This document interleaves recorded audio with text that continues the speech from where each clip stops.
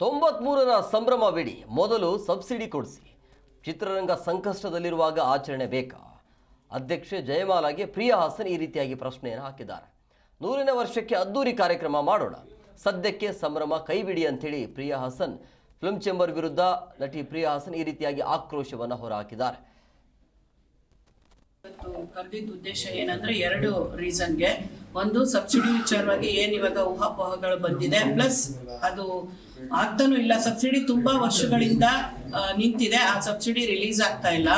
First ನಿರ್ಮಾಪಕರಿಗೆ ಮತ್ತೆ ನಮ್ಮ ಪ್ರದರ್ಶಕರಿಗೆ ವಿತರಕರಿಗೆ ಏನು ಸಪೋರ್ಟ್ ಆಗ್ಬೇಕು ಆ ವಿಚಾರವಾಗಿ ನಮ್ಮ ಅಧ್ಯಕ್ಷರಾಗ್ಲಿ ನಮ್ಮ ಪದಾಧಿಕಾರಿಗಳು ಅದ್ರ ಬಗ್ಗೆ ಗಮನ ಕೊಡ್ಬೇಕಿತ್ತು. ನಮಗೆ ಮೀಡಿಯಾದಿಂದ ಚಿತ್ರಲೋಕ.com ಆಗ್ಲಿ ಇನ್ನೊಂದು ಎರಡರಲ್ಲಿ ಇದು ಬಂದಿದೆ ವಿಚಾರ. 93ರ ಒಂದು ಸಂಭ್ರಮ ಮಾಡ್ತಾರೆ ಅನ್ನೋ ವಿಚಾರ ನಮ್ಮೆಲ್ಲರೂ ಕಿವಿ ಬಿದ್ದಾಗ ಇದು ಮಾಡಬಾರ್ದು, ಇದಕ್ಕೆ ಅವಶ್ಯಕತೆ ಇಲ್ಲ, ಮಾಡಬಾರ್ದು ಅನ್ನೋದಕ್ಕಿಂತ ಇದು ಚೆನ್ನಾಗಿ ದುಡ್ಡು ಬಂದು ಎಲ್ಲರಿಗೂ ಅನುಕೂಲವಾಗಿ ಆ ಸಂತೋಷನ ಸಂಭ್ರಮನ ಒಂದು ತಗೊಳ್ಳೋ ಒಂದು ಮನಸ್ಥಿತಿ ಪರಿಸ್ಥಿತಿ ಇದ್ರೆ ಮಾಡೋದ್ರಲ್ಲಿ ಒಂದು ಅರ್ಥ ಇರ್ತಿತ್ತೇನೋ. ಆದ್ರೆ ಇಲ್ಲಿ ಆ ಪರಿಸ್ಥಿತಿಗಳಿಲ್ಲ. ಯಾಕಂದ್ರೆ ಲಾಸ್ಟ್ ಟೈಮ್ ಈಸಿನಲ್ಲಿ ನಾನು ಇದ್ದಿದ್ರಿಂದ ಇಲ್ಲಿ ಒಂದು ಏನ್ ನಡೀತಾ ಇದೆ ಅನ್ನೋದು ಗೊತ್ತಿರೋದ್ರಿಂದ ಈ ವಿಚಾರ